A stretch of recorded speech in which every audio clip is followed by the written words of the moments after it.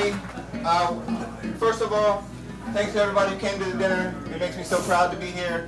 It's like a dream come true. For me, I had to pull off a flawless meal. Not just cooking the food, but also plating the food, and serving the food, sending the food out, and making sure things went that right there when it had to be there. It was a whirlwind.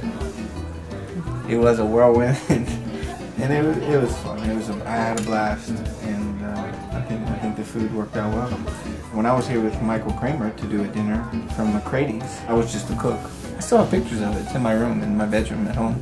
I went to cooking school, I headed to Spain, came back. It feels like my career is coming full circle right now. It's been, as Chris said, a whirlwind today, and not only today, but I think for the last few weeks ever since we found out that we were coming here. I was very nervous, and to have this happen is an incredible experience, and I thank you for that, Chris. I mean, it's incredible. The whole theme of this dinner was Virginia, farm to table. So I wanted to use the products that we use on a regular basis. It's all about the execution. The crepe has to be fresh. The cherry blend cheese has to be perfect temperature. The beets have to be perfectly cooked. The balsamic has to be the perfect age.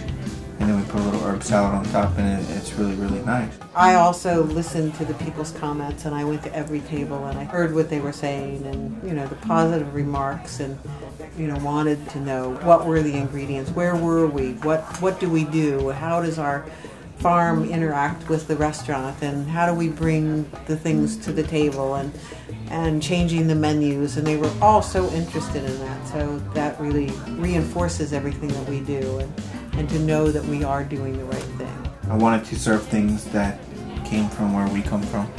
There's a few signature items with the cannelloni. The gnocchi, I have to do it because I always serve the hay smoked gnocchi in our restaurant with the potato consomme. For me, that's more my signature than even the cannelloni.